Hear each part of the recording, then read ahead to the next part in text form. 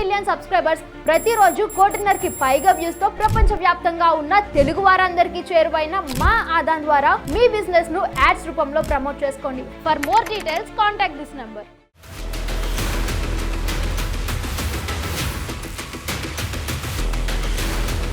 నమస్తే, welcome to Aadan. నేను దీప్తి మధుసూదన్ రెడ్డి.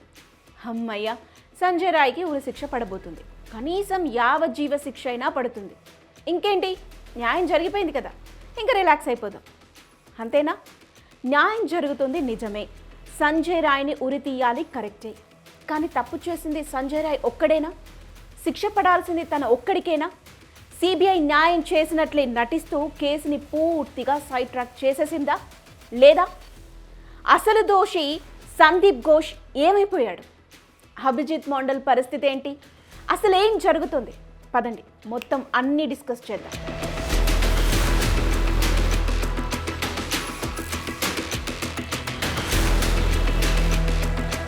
నూట 63 రోజులు. అవును, 163 రోజుల తర్వాత దేశాన్ని కుదిపేసిన ఒక నేరానికి సంబంధించి తీర్పు రాబోతుంది. అవును, మనం మాట్లాడుకుంటుంది కలకత్తా డాక్టర్ హత్యాచారం కేసు గురించి. ఆగస్టు 9న ఆ ఘోరమైన ఘటన జరిగితే ఆగస్టు 11న సంజయ్ రాయ్ అరెస్ట్ అయితే జనవరి 9తో కేసు పూర్తి చేశారు. నిజానికి జనవరి 18తోనే తీర్పిచ్చేయాలి, కానీ సంజయ్ రాయ్ లాస్ట్లో ఇచ్చిన ఒక ట్విస్ట్ వల్ల కేసు జనవరి 20 అంటే సోమవారం మధ్యాహ్నం 12:30 వెలువడబోతుంది.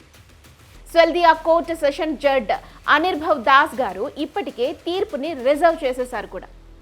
మనకు తెలిసిన సమాచారం ప్రకారం సంజయ్ రాయ్కి మినిమం యావజ్జీవ కారాగార శిక్ష, మాక్సిమం ఉరి శిక్ష పడబోతుంది. ఏదేమైనా రేపు వచ్చే తీర్పు చారిత్రాత్మకమైనది కాబోతుంది. ఇదంతా బాగానే ఉంది, కానీ నిజమే, సంజయ్ రాయ్కి శిక్ష పడాల్సిందే. మరి సంజయ్ రాయ్ని ముందు పెట్టి వెనక నుండి పెద్ద తలకాయలన్నీ తప్పించుకుంటున్నాయా? ఈ డౌట్ నాకేనా, మీకు లేదా? మీకు కూడా ఉండే ఉంటుంది కదా. దీని గురించి కాసేపు పక్కన పెట్టేసి తర్వాత మాట్లాడుకుందాం.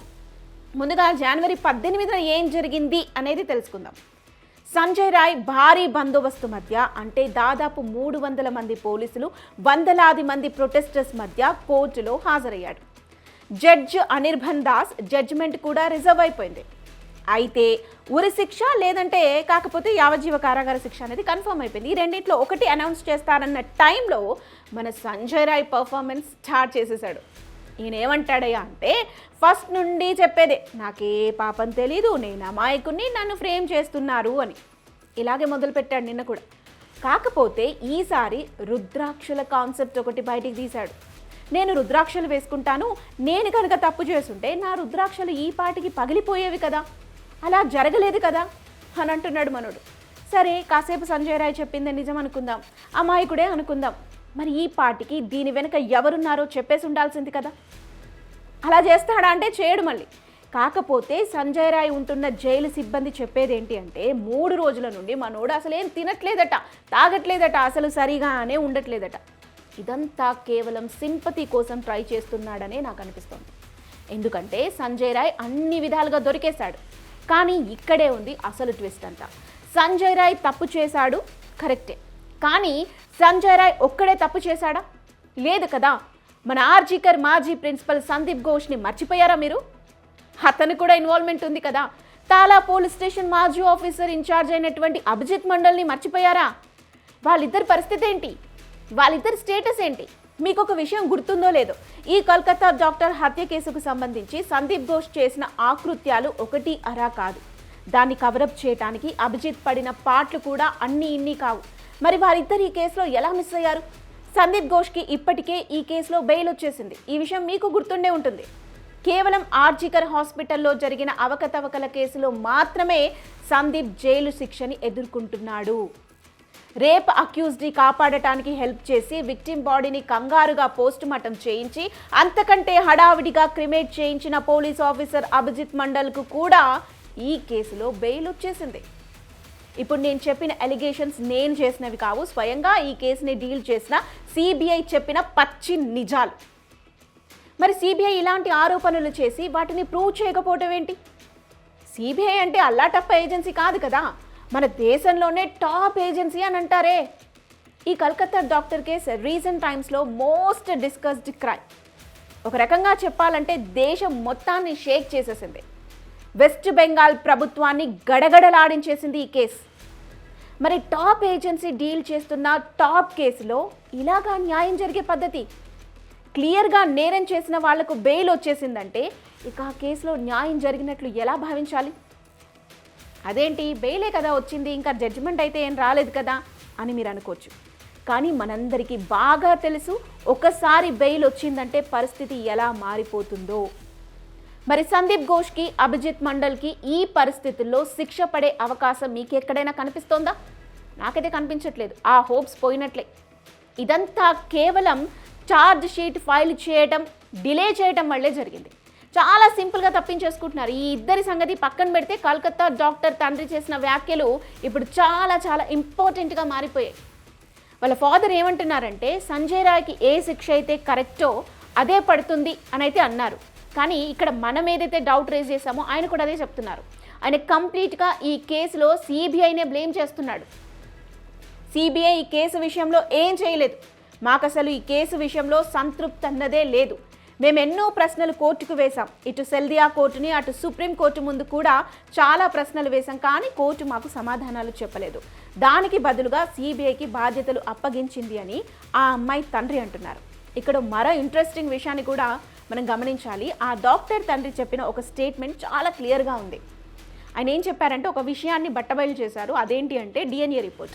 ఈ డిఎన్ఏ రిపోర్టులో ఒకటి కాదంట 4 పురుషులు, ఒక మహిళ కూడా ఉన్నారట.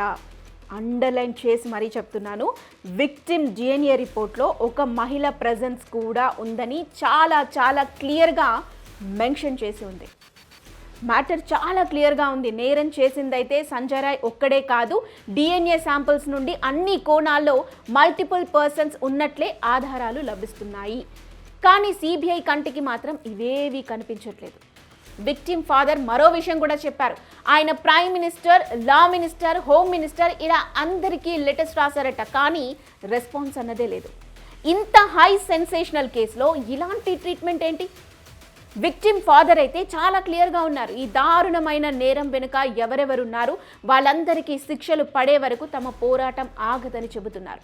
దీనికోసం ఎన్నిసార్లైనా కోర్టు మెట్టు ఎక్కాల్సి వచ్చినా అసలు తగ్గను అంటున్నారు ఆయన. ఆయనకి తోడుగా కలకత్తా డాక్టర్లు ఫుల్గా సపోర్ట్ చేస్తున్నారు.